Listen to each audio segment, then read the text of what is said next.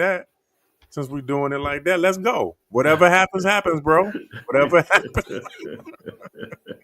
Whatever. The doors of the Love Church are now open.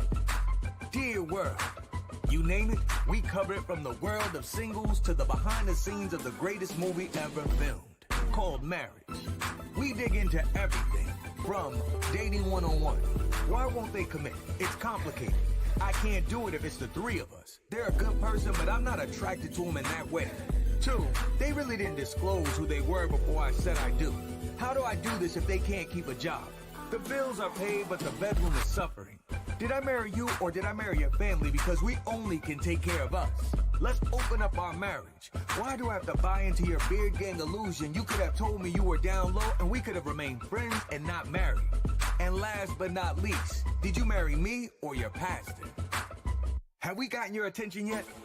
If so, tune in to Unique Perspectives Love Talk Radio, Thursday at 4:30 p.m. Central Standard Time, if you want to hear more of today's real issues in the world of love. The doors of the Love Church are now open. Well. Greetings and welcome to Unique Perspectives Love Talk Radio. I'm your host, Charles Dixon, and I'm here with Mr. Adam Ford. How are you, sir? What's up, family? I'm doing okay today. Glad to get to the end of the week. Doing all right. Can you hear me pretty good? I can hear you good. You sound good to me. Cool. Yeah, y'all let us know if y'all can hear him. You guys, you know, we're typically prompt. You know, I'm pretty anal. I'm lucky, I'm fortunate, Adam, that I made it on. Well, I made it just in time. If you had knew where I came from, you would have been like, you ain't gonna make it. But I had to push the pedal to the metal and make it. Oh, okay. So you got so you ran some red lights. Y'all know where to find them. Lights. I know where to find them. No camera's gonna catch me or nothing. But anyway. Atlanta PD, y'all know look, I literally didn't even sit down. I got on my jacket. I went straight to the office to get on the seat. I ain't even take a break. Look at your dedication. Right. Look at your dedication. Yeah, dedication. Yeah. Better time management, bro. Better time. Well, look, you blamed it on the barber today. But listen. Oh, Lord. On that note, we haven't talked about him in a little bit, but here's the funny thing. So, you know, he tells me this morning, this rapper called me. This rapper called me to do his hair, some Dallas rapper, whoever the person, I ain't even asked. Some rapper, so he had to kind of augment his schedule to go handle it. I said, do you, man? I said, just try to catch me at least around 1-ish. So that 1-ish turned into black man's time, which is 2:30, almost 3. So then we cutting it or whatever. So then he tells me, randomly he says, yeah, me and my girl got into it again last night. I said, I had to catch him. I said, what is it now? Like, what's going on now? So he says they were just kind of, they were just doing their regular thing, looking at TV and chilling. And so she was on the phone and talking to somebody, I guess a girlfriend or whatever. And she says, well, girl, I'm single. And so he said, I heard her say it. And he said, you just don't say that to nobody you're in a relationship. I don't care. Because he said she's thinking to herself, I'm single because I'm not married. That's the way she said she was explaining it to her girlfriend. Okay. But he got an attitude about it because he was like, look, don't be, because the problems we've had, don't be saying nothing about being single. And we sit over here living together with a kid. Right. Don't play that kind of game. Yeah. They get into it, and I said, so what did y'all do to resolve it? He said, well, you know what? It didn't resolve for a few hours because at first, he said, for real, I'm still mad because he said at first, I told her, oh, so if you are single now, then I'm going to start acting single. So he said, then she flicked off and they arguing, whatever. I said, y'all doing too much. I said, ain't the 8-year-old kid there? You're doing too much. He was like, yeah, I try to do it away from her. I was like, yeah, you can't be doing all that. So then after all of that, she says to him, well, I wouldn't be single if you would marry me. And I said, now I'm really confused. Now she said you catch her on the phone, right, doing all this stuff, kind of untrustworthy. But then she's flipping this quote unquote to you, saying, if you would marry me, I won't be single. Right. So I thought that was deep. So after he says all of that, this is what gets me at him. He talks all the smoke.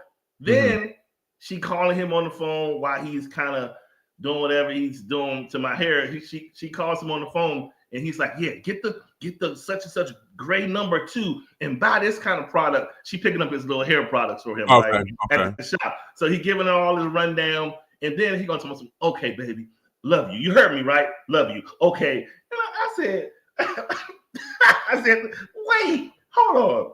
I mean, what's going on here? You got to level with me. What's happening here? Yeah. I mean, yeah, I'm still mad at her, right? I'm still mad at her. But you know, yeah, I mean, nigga ain't going nowhere. I was like, oh, well, guess what? You have to. I said, obviously, it is what it is. And he said it's so bad that the little daughter came over to him and said, don't be mad. Just give her what she wants. 8-year-old told him. Wow. I said, you get double team, buddy. You might as well cut the complaining and just take your situation. Wow. Just go ahead. You're in it. You're already living with her. I told him, why not just go ahead and put the honorable cap on it? You're already there. I mean, you got the daughter that's not yours, that you're stepping in for. All of that. Just go ahead and do it, man. Yeah, I guess my thing would be with all of the history that we know about between the two of them in terms of their ability to coexist. Why should here? Let me pause that for a hot second. You mean to tell me in a relationship we're barely at the point where we can coexist with one another?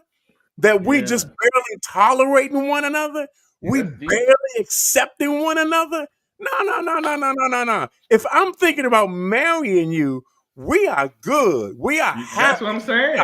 Satisfied. Yeah. You ain't gonna sit here and coerce me into something that I'm not completely convinced that I should do. That's pretty much what he said. So I asked him, I said, so what is it? I mean, you say you love her. I feel like you do, and I don't even know you that long, but just your interactions and how you speak to her, you sound like you love her. And he says, but a man just got to make sure certain things in place first before I go to that level. I said, but this is so how messed up we are in our community, because you're already at that level. You live with her. But see, we don't think like that. See, we don't. You're at the level. If you sharing keys and doing group favors and y'all going to the store and she doing all these, we doing all this stuff like teamwork. You already are there. You're looking at it dysfunctionally, but you are there. You understand what I'm saying? So here's my take on it. Yeah, again, we know the history between these two. Yeah, we know that he does love her, is in love with her, and is willing to do anything for her. The question is not for him. The question is for her. What are her intents? Does she really love this guy, or is she really just stringing him along, using him for what she can get out of him, and then when she's done, gonna kick him to the curb? Because the reality is, it seems like they on two different pages. Yes, not just two. They in two different books, yo. He even said today in a joking kind of way when we were talking about the whole marriage thing. He was like, "Yeah, I mean, it's more to life than somebody just paying all your bills." I said, "Oh, there we go. See. Now here we go. This is basically. So listen, today was my first time getting a silhouette glimpse of her.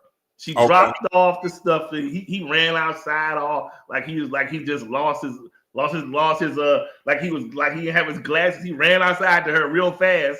Got to the car, got the stuff from her, and then she backs up and turns. All I saw was the side view of her, and she had on some scarf. But I thought she was kind of light skinned the way he described it. She looked like she was from what she looked like she could have been from Wakanda. But anyway, that's another story. But anyway, so I can't. I'm not making no big deal, but I'm just saying he made it seem like when he was talking to her, for some reason he kept saying about her being light complected. I was like, maybe you need glasses because she's. But anyway, so I was just like saying, maybe that's without the makeup. Yeah, but he in love, and one thing for sure, he can talk all the trash he wants. She got whatever kind of serum she put into a little glass vial. She needs to sell. He talks all the emotion and the noise, but he loved that woman. Yeah. And again, the thing of it is, we know where he is. He loves her. He absolutely loves her. I do believe that he probably will marry her. Yeah. But like I said, they both got to be on the same page with this, because here's the thing, Charles. Even when you are on the same page, it's still work. You still got to make that thing work. You're going to sweat. You got to do some work in this thing, even when you do agree. So how much harder is it going to be for them to get it together if they're not on the same page? Yeah, you see what I'm saying with this? Yeah. We're already at an imbalance. We're already at a disadvantage with the way that this relationship is supposed to be. If she ain't with it, if she not with it by now, for as long as they've been together, she's not going to be committed to it. Yeah. She not. And he can't do it he can't be in a relationship with her. Come on, man. So here's a disclaimer. Today I had a slip lips about the podcast. I didn't say what name of it or what it was, but he asked me a question. He said something about something I had on. He said, man, you be having a drip. You must be on something.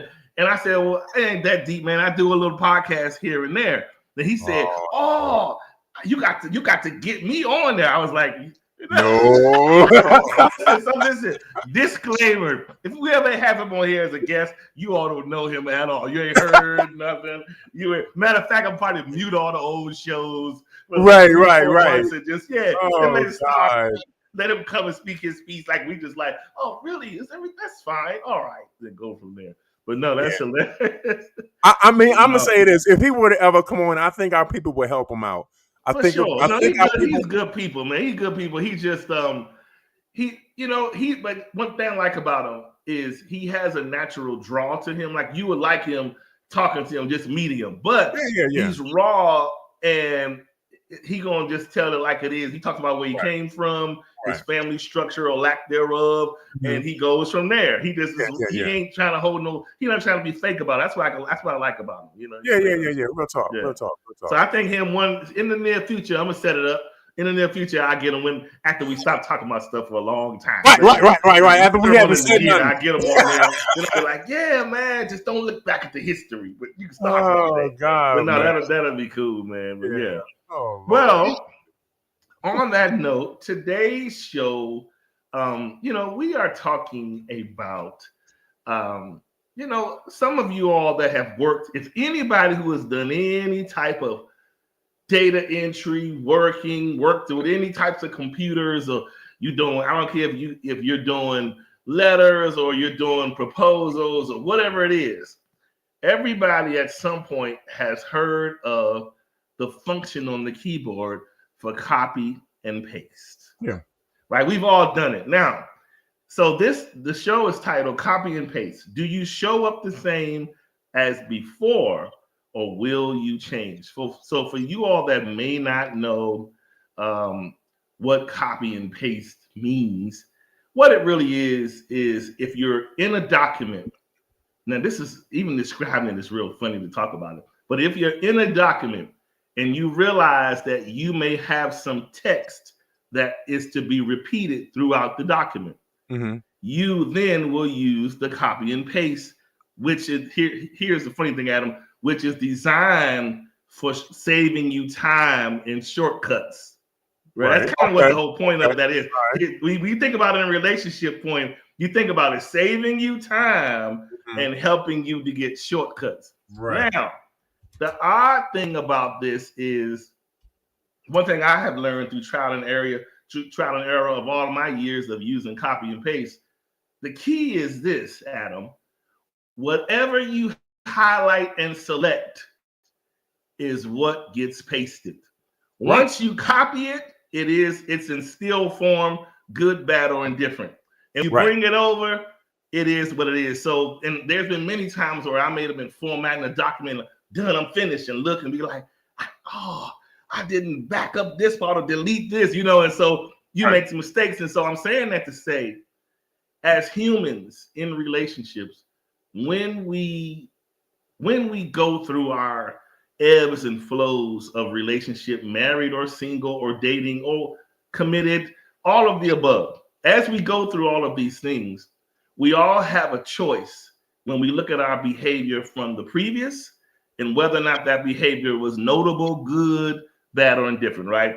But if some of us know that some of the behaviors that we've carried with us are less than ideal, I feel each of us have a responsibility before we go into the next, right?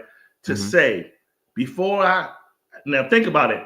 I realize if we're talking about the copy and paste concept, there may be something in this relationship with this person that I believe I could bring my normal structure to it, which is there is some repeatable actions, right? I could bring that on over here and apply it where needed. Copy, paste. The thing is, when you are copying and pasting something that's dysfunctional or wrong or selfish or controlling, you have to be the one to self-check that before you infuse that into the new, right?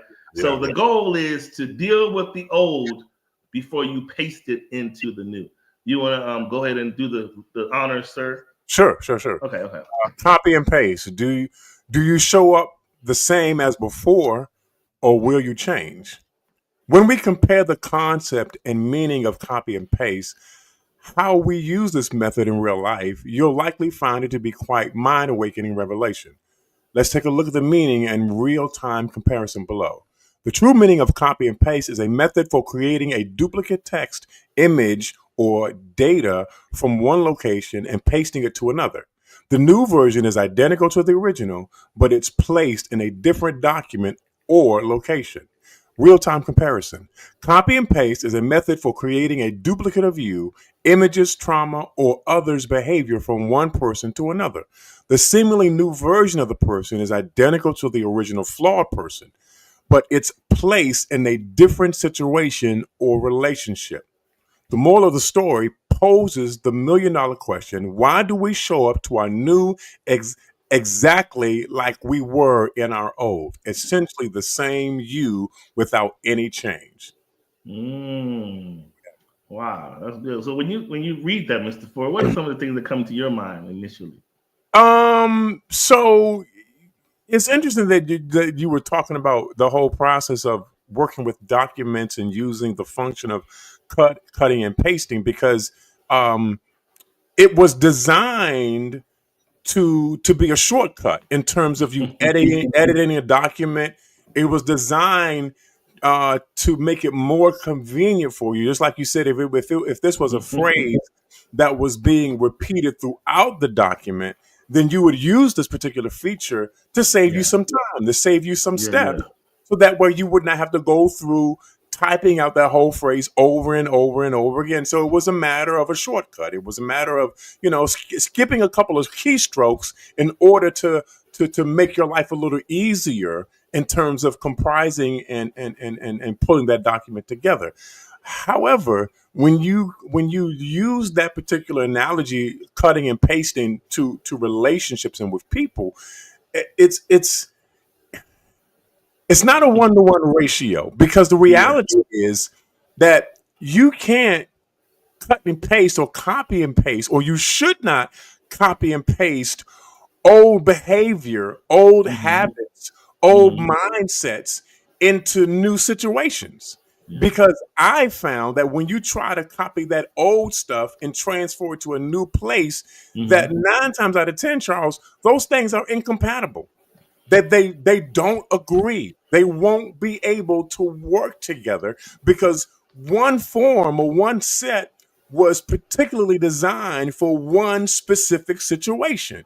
And trying to take that same dynamic and apply it to a new situation, it's not going to work. It most of the time you'll find that it's incompatible. It's not something that's going to be able to agree with your new or your present situation, which means there has to be some type of change. There has to be some type of adjustment in order for you to be able to work in and live in a new situation. You know what I'm saying? I have to use myself as an example when it comes to me and my relationship with my wife. Okay, so meeting her, talking to her, getting to know her meant that because she was not the person that I was with before means that now I have to develop a new dynamic and almost a new communication with her, because trying to bring that old stuff into a new situation was not going to work. You know why? Because number one, the new person that I'm talking to is not familiar with the old way. They don't know the old way at all. They're not familiar with what I used to do and how I used to be with a particular person. And so now, because I'm not with the person that I was with before, I have to make changes. This whole thing has to be new from the ground up. That's what I'm basically saying. You have to build it from the ground up, and you can't skip steps in doing it, because if you skip steps, then you run the risk of it not working at all. I'll just stop it and leave right there. No, that's good. So in other words, just even like in real life, although like in the work setting, yes, the copy and paste can sometimes be beneficial. But to be honest, I've even learned it's more thorough to go around it.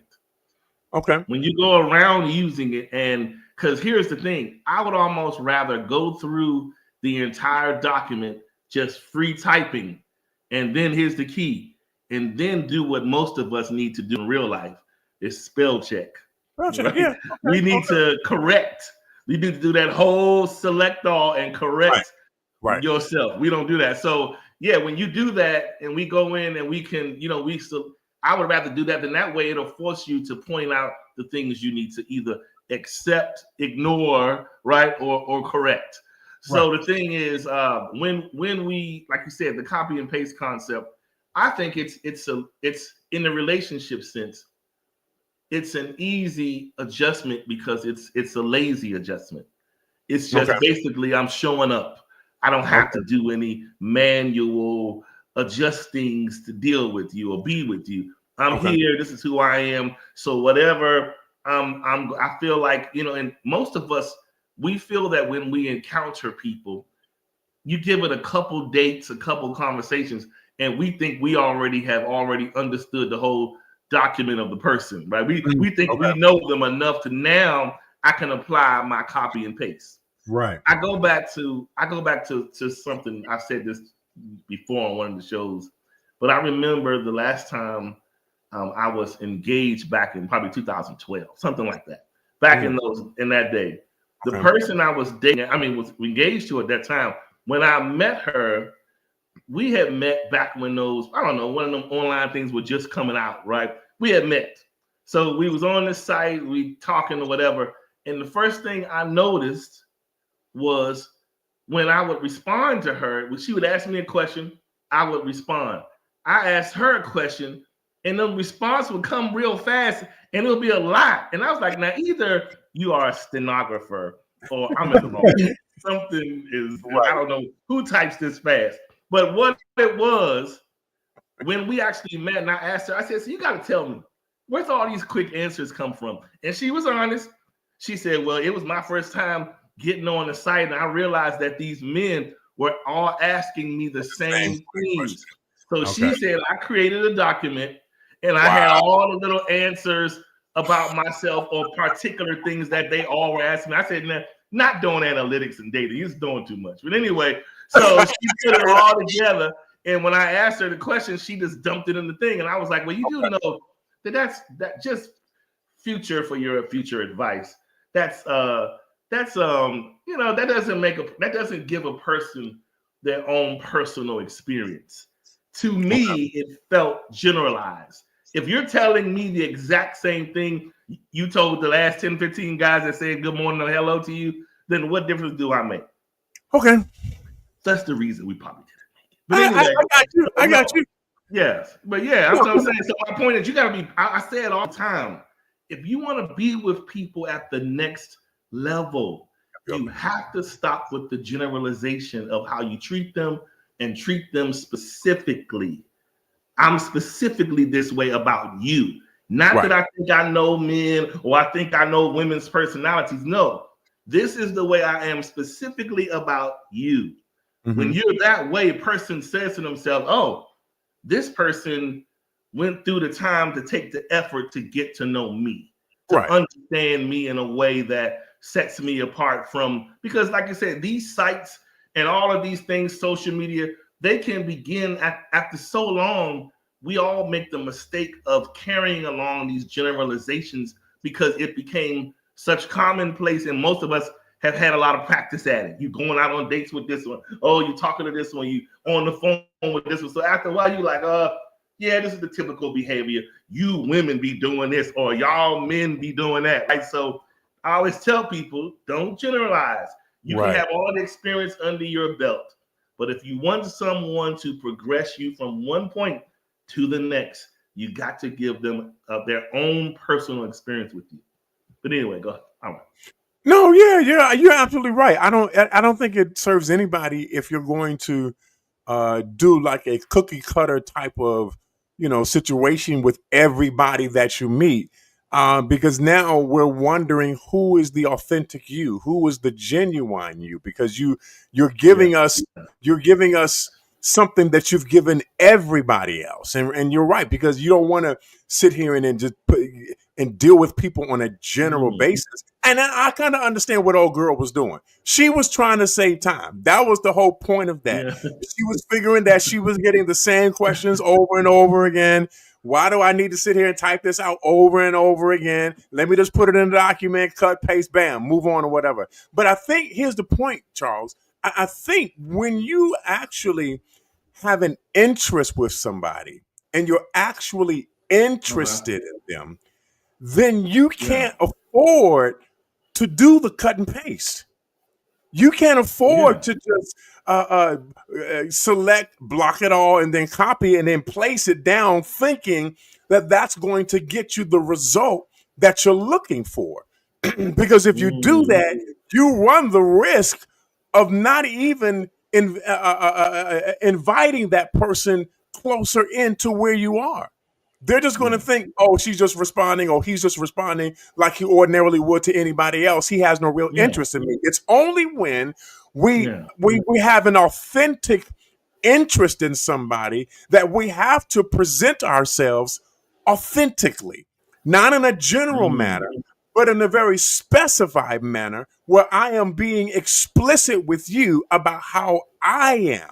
And I'm talking to you about me so that you will talk to me about you. And so we have to be authentic and genuine when it comes to that type of thing, so that people don't get confused about who we really are. Again, we can all do the cut and paste all day long. We can absolutely do that. But at some point, you actually have to be deliberate and intentional about who you're going to be authentic with, so you can see the possibility of having a relationship with them. That's good. And so, you know what I had when she was quote unquote defending her reasonings for doing it, I turned it around and I said, so let's play it like this. This is online dating, and it's just kind of an open air market, right? I said, say for instance, you looked in your inbox and you saw 10 or 12 different men that you was like, I need to see what this person's message is about. They look interesting. I said, what if in every inbox, all of them had copied and pasted a sexting photo of themselves? Oh, God. I was making a point. No, it was extreme, but the point I was making is you had your rhyme or reason for why you did what you did. Right. Those men are like, well, I already know they're going to want me for my money anyway. We're going to hang out. I'm going to get me a little something. So let me cut to the chase. That's pretty much what you're doing. You're saying, let me cut to the chase so I can adequately weed through these people when I'm going to give them all a response when they're going to say what you want. And to be honest, we all have our ways of doing things, but the best way to really, if you really want to weed through people, you got to understand that if you're signing up to be online, you're signing up for the work.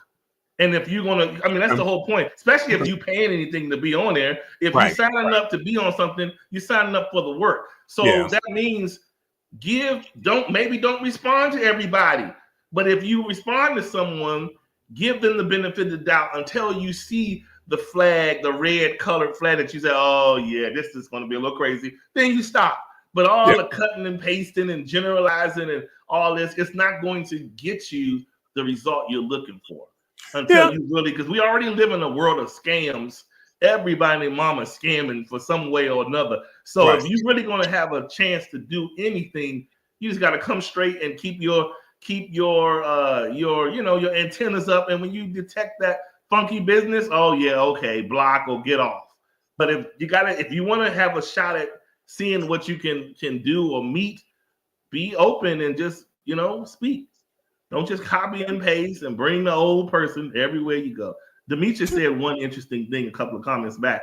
She said, what if like the person can only do with so much copying and pasting before it's like who they are is just who they are, basically. Like, if you're this jerk of a person, you're gonna do that if you copy and paste or you don't, right? Right. So I guess in those cases, the person that you're dating or trying to get to know have to be able to deem that behavior unacceptable. Okay. If it's that bad, and if it's coming across to a point where you like, man, whatever, I don't know who you're used to dating or who you were with, but this behavior don't work with me. Right. We're grown, right? And just leave it at that. Other than that, you're gonna waste your time going around the merry-go-round 24/7. Yeah. So I think, and I saw what Demetria said, and I was thinking about it, and she does have a point. I think it comes down to us. How can I put this? So when I come into a relationship, I'm coming in as I am, with my core character, my beliefs, my aspirations, those things that I value as who I am. So those things, to some degree, are not things that are going to change. I think where you're going with this is the fact that there are some other things about us as people that when we get into relationships, there are certain habits that we have, certain behaviors that we have that are not beneficial to the relationship. And instead of us actually learning how to edit ourselves, since we're using the document analogy today, instead of us learning how to edit ourselves and deleting some of the habits and the behaviors that we have, and instead of us learning how to change those things in terms of, how those things are approached in us and done in us, we need to learn how to self-edit. And I think we might have said this before in a previous show, and that is the fact that we really don't take the time that we need to take to edit ourselves. Yeah. We don't take the time that we need to take, Charles, to really look back at the book of our own life, the document of our own life, if you will, and really proofread who Adam is, proofread who Charles is. So when I hand this document over to somebody else and they read this document, they don't see all of the misspelled words. They don't see all of the incorrect punctuation in the document. You know why? Because I've already done the proofreading myself. I've already checked what I've needed to check. I've already corrected my I's and my T's. I've already checked my colons and my periods. I've already checked the breaks between the paragraphs. I've checked the continuity of thought within the document itself. So when I hand this document to somebody else to read, when they read it, they understand me for who I am. Yeah. Because I've already done the editing and the proofreading of myself. So before you even get an opportunity to see me in a not good position, I've already done the proofreading. But here's the thing, though, Charles. In 2025, we don't proofread our lives. We don't proofread ourselves. We just give ourselves, as you've already stated, we copy and paste certain aspects of ourselves here, there, and everywhere without actually looking at what the document actually is, who we really are as people. You know what I'm saying? Wow. Think about this. You making me think now. Make me think from another side of the fence. All right. Even when it comes to proofreading and self-checking ourselves, let's think about the book process, right? You and me can sit here and write all these chapters, but we're not going to release them without them first being what? Proofread. They need to be edited. By who? Not us again. So my point I'm making is You and me can do it, and we can finish the chapters. But then it goes, I forget the term, but then it goes off to I'm not a publicist, but when the person is who? Yeah, but it's a name. Yeah, edit. But it's okay. Yeah. So when they're editing, you send it out to the other person because that's giving. Like this is where the humility comes when we have people we submit to or people we trust in our lives to say, okay, because you and me can both say that we done self-checked it, but that don't mean it's correct.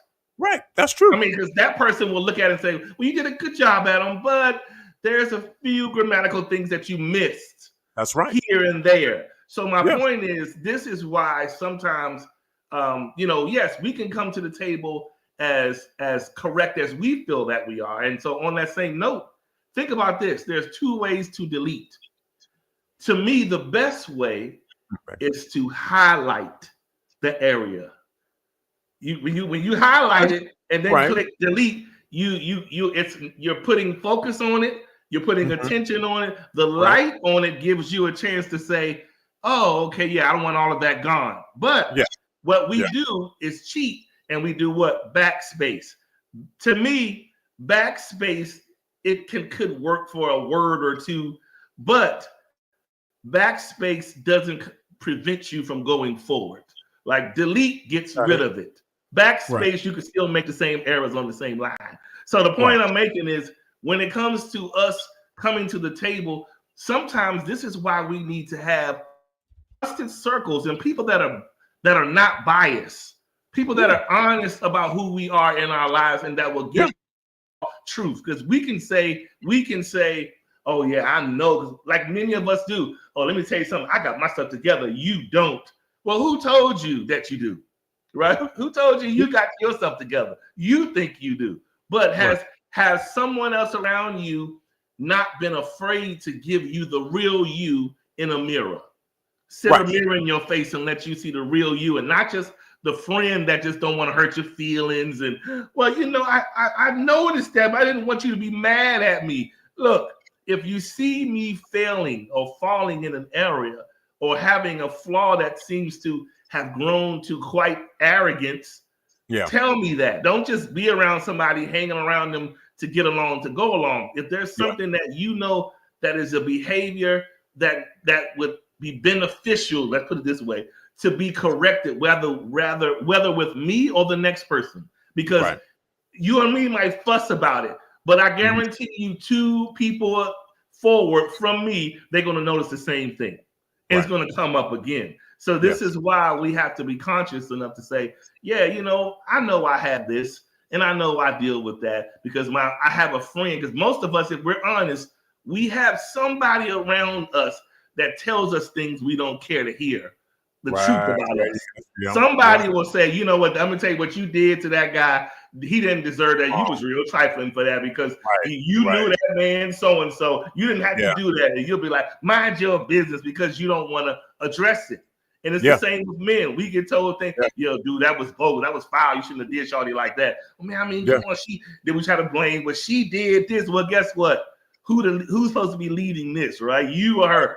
So who's taking the responsibility here? So, you got to just be honest and think of it like that. Yeah. No, you're absolutely right. And that's exactly where I was going to go with this. And that is the fact that, and I do, again, I want to emphasize the importance of proofreading yourself. That self-examination, self-evaluation is important. But that's, again, that's one level. That's one level of it.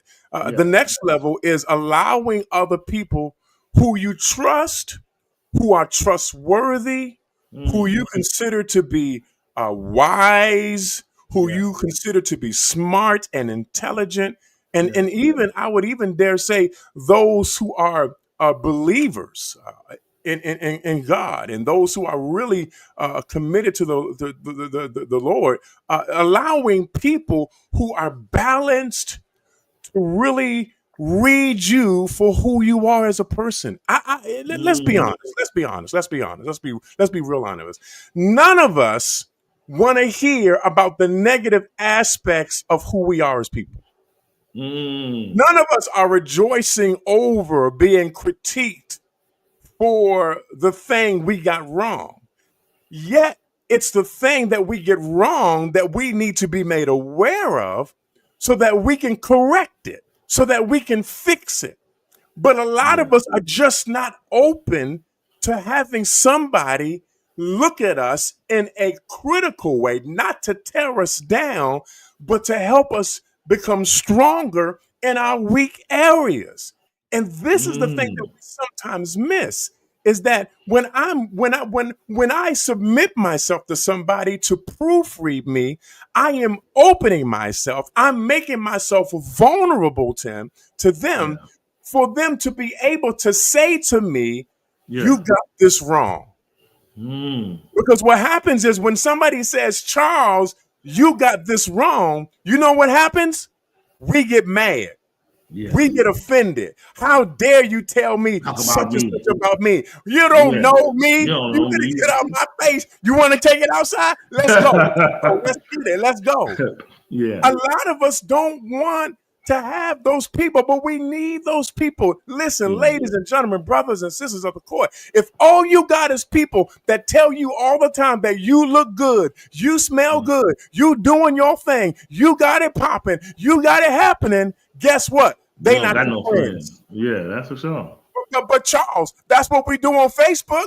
Oh, that's what we do on Instagram. Oh, that's what we're doing on TikTok. Not too much longer, but that's what we're doing on TikTok. Not too much longer. Not too much longer. Yeah. Because we don't want people to speak how they actually see us. We want somebody to rub us on our back and tell us how good we are. Tell us how wonderful we are. Tell us how splendorous we are. We don't want them to tell us the truth of how we really are.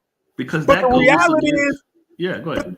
But the reality is, if Charles is my real friend, if Charles is my real brother, he's going to tell me the truth. And guess what? Me being his friend, I'm going to open up my heart, I'm going to open up my ears, and I'm going to hear what he has to say. Yeah. That's what this is really all about, becoming better people so that we can have better relationships. So I'm not sitting here copying and pasting from stuff that I did in my past, trying to put it in the present place where it doesn't work anymore. So how do we get there? I think to get there in situations where people may not have that dynamic currently in their life, where there's someone around them that's checking them, because half the time, if you're around a circle of people, and if no one is ever saying anything, 9 times out of 10, they're intimidated or they're afraid to say something because of your reaction, right? Because most people will take a shot at trying to tell you some truth at some point to see what you're going to say. And then when they get into a habit of seeing how you respond to it, the ones who are most successful is the ones that love you and don't care how you respond. Right. The ones that love you and don't care what you say back, cuss them out or whatever, they still going to tell you what you're wrong, and that's going to be that. But so my thing is to open up the door to that kind of, I guess, critique, if you will. That's really what it is, critique, honesty. You have to have a person around and just sit them down and say, hey, I know you and me been friends or family this long or what have you. And, we both live our lives, and I done been through this and you done been through this.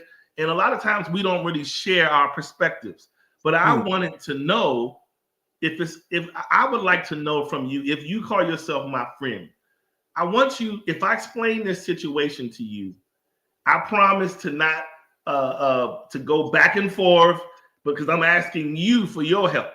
But I want you to tell me how I look in this, because most of us, we have the audacity to share the story and then defend it. So if you're going to share it, leave it open to the person to come back and say what they're going to say. But don't share it and then be like, well, you know what? You got divorced, so you need to sit down somewhere. That's not the whole point. The point is you're asking for their honesty. Yeah. You want them to be transparent with you and say, well, you know what? If you're not going to be mad and have a fit, I'm going to tell you I didn't agree with what you did to your wife. I thought it was really selfish. And it was kind of demeaning to talk to her that way at the table with all of us.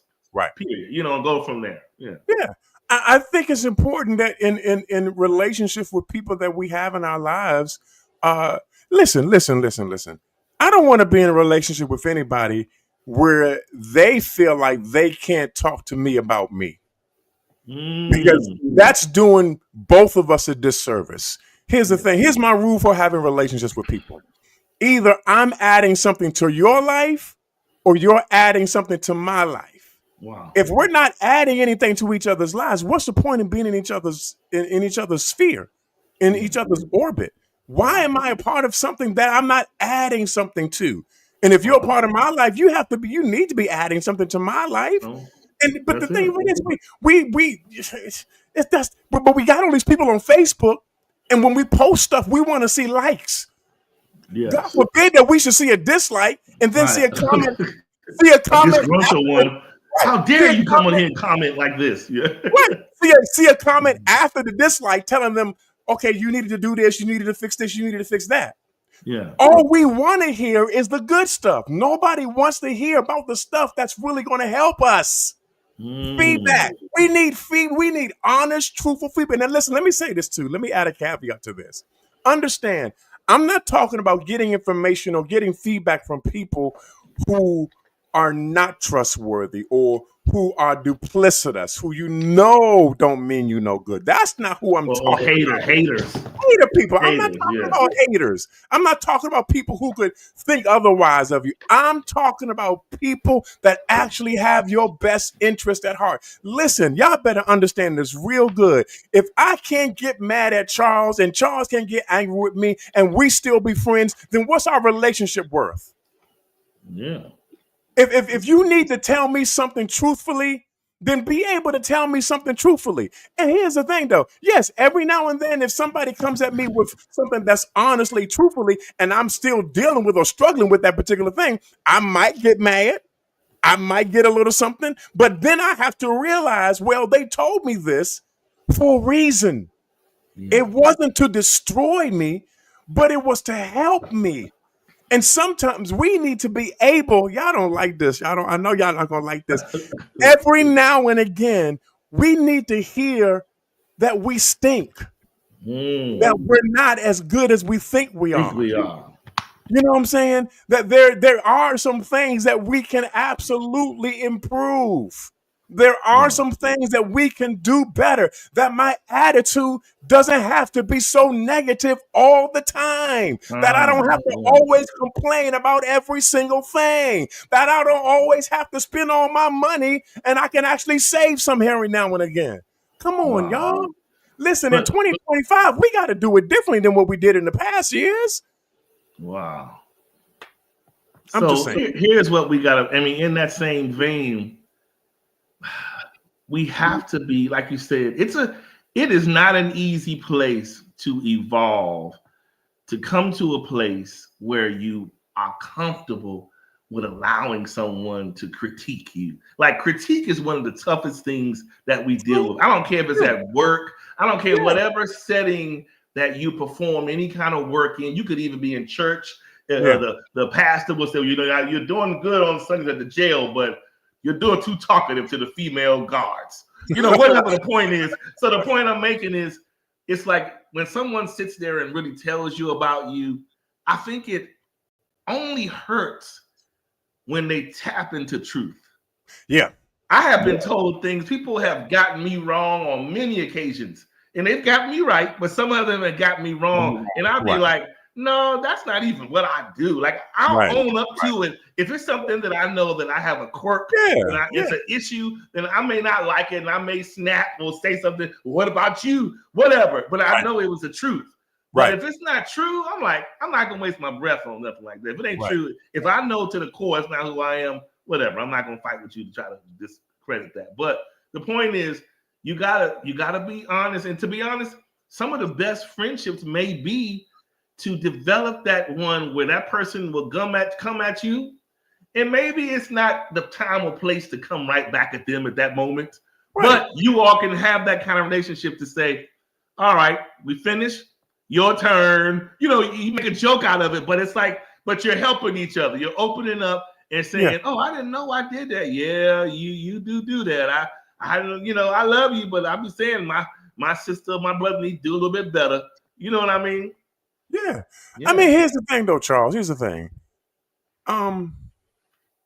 all of us have blind spots, whether we are aware of them or not. All of us, every last one of us, have blind spots where we are not able to see because of the perspective and the angle that we have. We're not able to see what's in the blind spot. Hence the name. It's a blind spot. You can't see it. And so I need somebody who I trust, who I trust with the truth of who I am, to be able to see that blind spot and let me know what it is.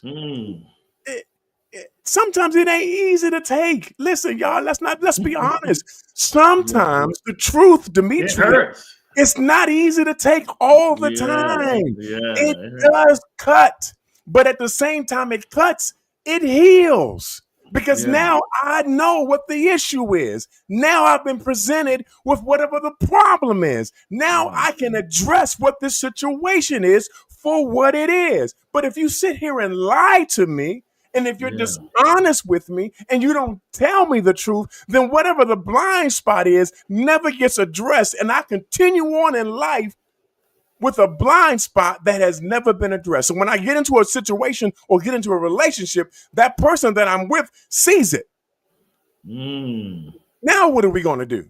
But if I had a friend that was close enough to me to see the blind spot, could have told me what was there, could have helped me address the issue so that the next person that I do meet, they already know that it's already been fixed because I've already addressed it. All of us, I need somebody in my life who's willing to see the blind spot and say, hey, bro, you got some tissue on your shoe, bro.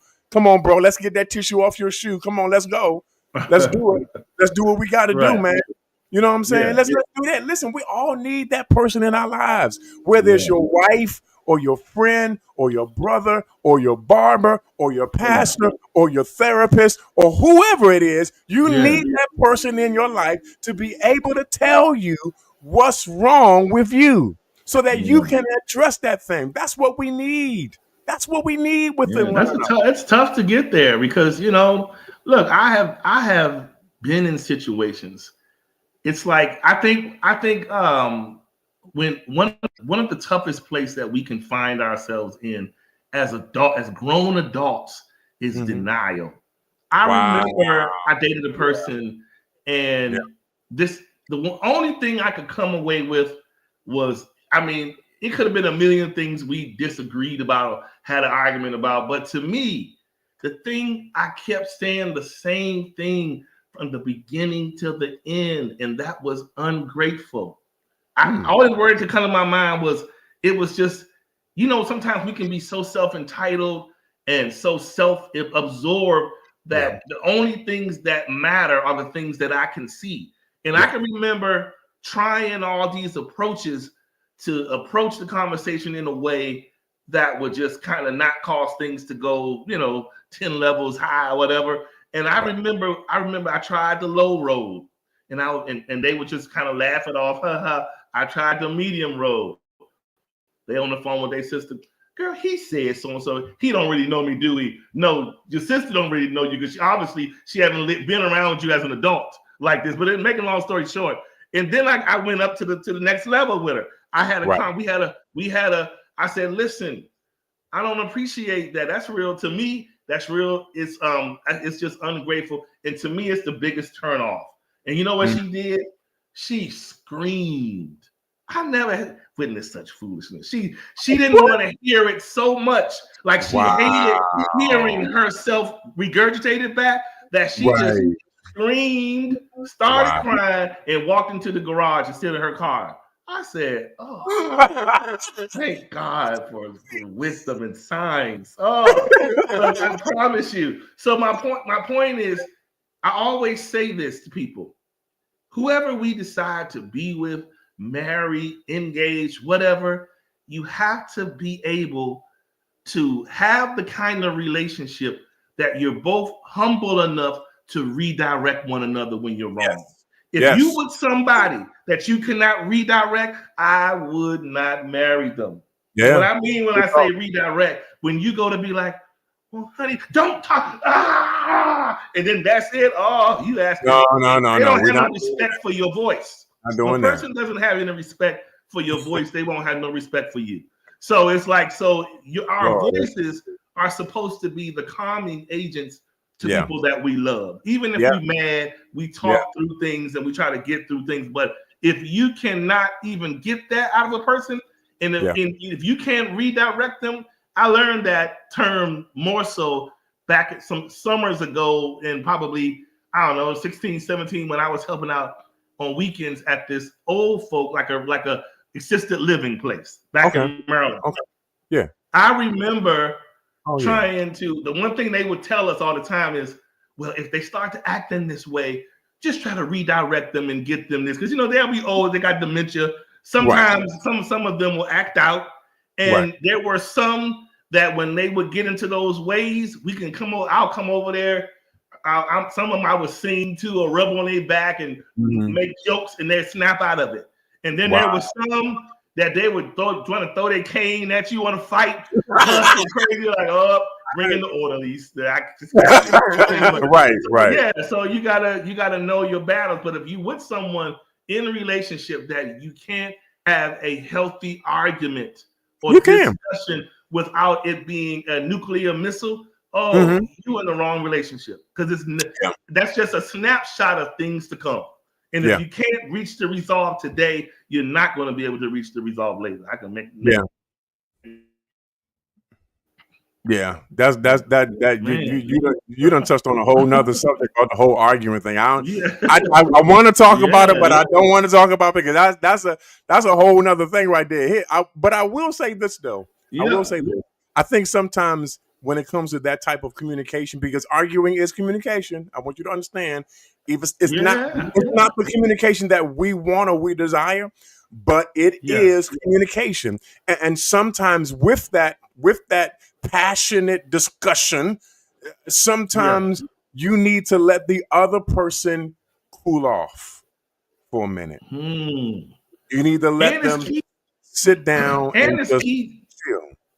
It's key to learn, that's a key point. You said arguing is a communication. It is. But just like if we weren't necessarily arguing, and someone, let's just say a guy is talking to his woman and she taking long to get out the car, and he may not be arguing. He might say, "Come on here, B," right? And she like, wait a minute, you talk, and they're not even arguing, but but the way he's talking is unacceptable. So you figure in an argument setting, it's still key. Like, we can have a passionate disagreement, but what's often found in arguments is the truth about how a person feels about you.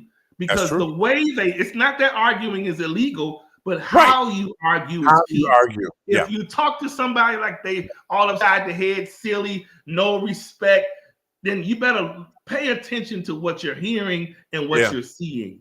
Because that kind of arguing is really, it's like, it's communication, but it's dismissive, it's rude, it's dysfunctional. It's not even a healthy argument. Like, you can't even have a healthy argument. You're talking crazy. So you got to be aware of those things, man. So we done got off track a little bit. It's all of this has to do with either repeated or new behavior. It's all under the same thing. That's the way we are talking about copy and pasting. It's just how we're choosing to show up.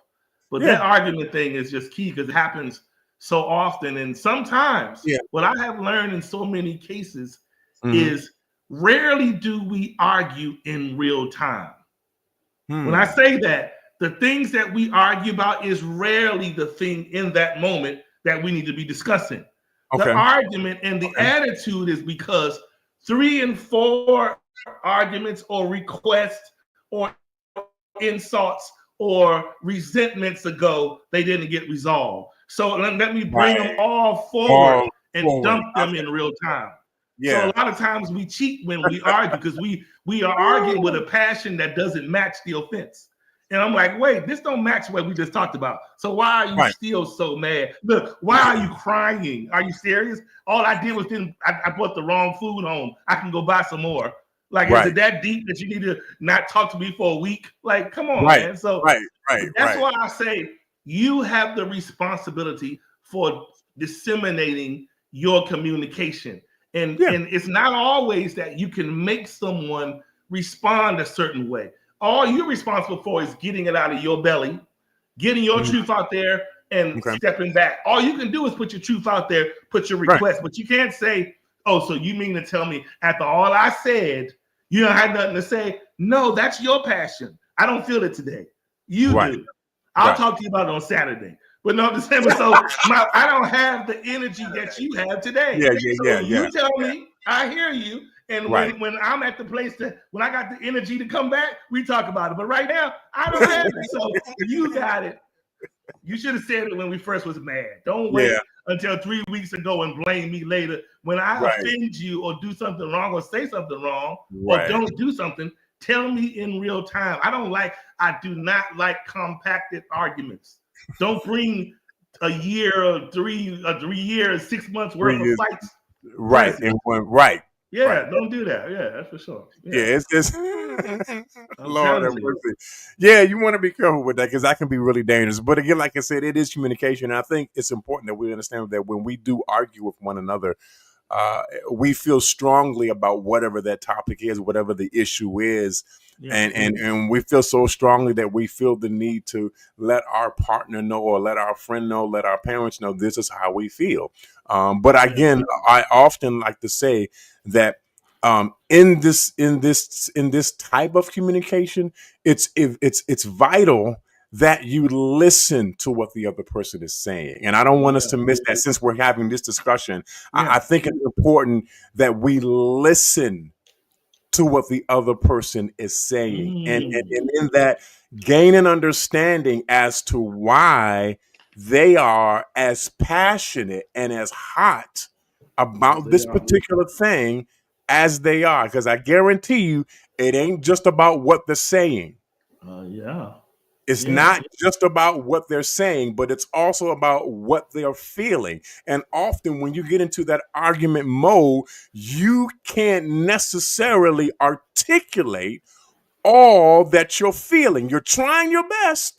And this is why this heat and this passion comes out in what you're trying to say. But often because your emotions are high, it's difficult to properly articulate exactly what's happening. So this is why I advise that when it gets to that level, okay, I hear what you're saying. Let's take a breather. Let's take a beat on this and let's come back later. Maybe it's hours later. Maybe it's a day or two later. But in that process of time that's happening, you need to be thinking about what they said. Not only what they said, but how they said it, so that you can gain an understanding as to why this person is acting this way, so the both of you can work toward a solution. If there is no point in arguing if we can't find an answer. Arguing, again, is communication. It's not illegal. It's not illicit. It's just communication that's very But in this arguing, we need to begin to come together so that we both can find an answer to the problem and discover the solution that will help us solve whatever it is that's happening with us. And you know what? To achieve what you just described, like to be able, like, if, let's just say if a man and a woman they're having their discussion, and the man says, or you know what? Let's talk about this when cooler heads prevail. In order for that to happen, the other person, whether it's the man or woman, have to have adequate respect. Because if they don't have the proper respect, that argument is going to keep cooking, and that attitude is going to keep on cooking. It's only when the person this is when our love that we say we have for people is really on display. These are the times when that love is proved. So when we have a disagreement, and if one of us are saying, essentially saying, for the safety of us, let's take a break and let's come back later. We don't have to take, you know what? I can go to the courthouse now. I'm done. That's a whole different level, right? So you got to be able to say, what are we doing? I'm trying to safeguard us. You're trying to run us off the rails. and see where you really are. But like you said, that whole argument, that's a whole nother show. Anyway. It is. It's a whole nother show, man. That's a whole nother show right there, bro. All right. Well, listen, y'all, we appreciate you guys for tuning in and having a good, healthy dialogue with us today as we talked about the copy and paste concept, meaning taking our constantly having the mindset of looking for, because there's a lot to learn in that copy and paste. Because it says, I want a shortcut. And like, I want something that's going to save me time. Yes. So we all think we know the most efficient routes. You know how your GPS say, this is the fastest route. So we think to ourselves, we know the fastest route. And that fastest route is copy and pasting. But it may not be the most efficient and safe for your life. So we have to be able to take that. I mean, sometimes we don't want to take the long road to discover the things in real time rather than copy and paste, but we need to. We need to just, if we find ourselves in a situation that we're taking seriously, we need to really give it the respect of a proper introduction, a proper getting to know you, and letting that play out, irregardless of what you've been through before this chapter. That has nothing to do with you person, right? Yeah. So real talk. Anything else, Mr. Ford? You good? Yeah, so far. We'll see. All right. So I know you about to tear it all down. I know you about to tear it all down with the copy and paste. You about to be like, well, you know what? It ain't too bad if you copy and paste. It is what it is. It might be okay. They might like that. Yeah. That's it. That's it right there. That's it. All right, let's get on up out of here. Oh, what happened? I don't know. What are you doing, bro? We still live. I don't know why you. Are we going? Are we going back? I'm sorry, guys. What are you doing? What are you doing? Something happened. Hold on. You freezing up. Oh, this thing is acting weird. You're freezing. We almost out of here. All right. Okay. You know what? We're gonna go ahead and just on this note. We're gonna go ahead and end it. I guess this. All right. But anyway, like I was going to say, copy yourself and just paste it, and they got to deal with it or not. And don't have time to go through all, getting to know you all over again. Can I see your mother tomorrow? If not, then I don't need to meet her at the wedding. Anyway, all right. I need to meet everybody in a week. I don't have time. I was hurt. You was hurt. So we don't have time for all that. We don't have time for games. This is a new millennium and people play too many games. So we need to get married in 2 weeks or I'm done. I'm blocking you. I don't have time. This shit I accepted my copy and paste. All right, Joe. Holla. Hold on. Oh, God. Here we go.